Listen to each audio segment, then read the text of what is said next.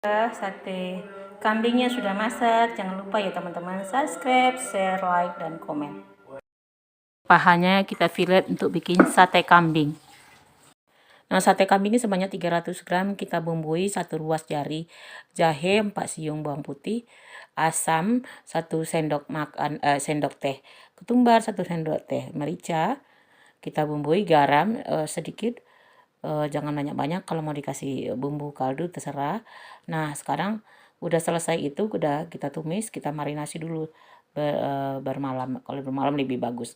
Nah, sekarang kita bikin acarnya. Acarnya kita buat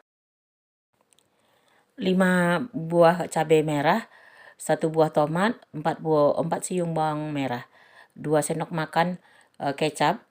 Nah, kita iris, kita kadang sedikit, kasih air panas, air hangat sedikit aja. Udah, itulah siap acarnya. Nah, kita bakar.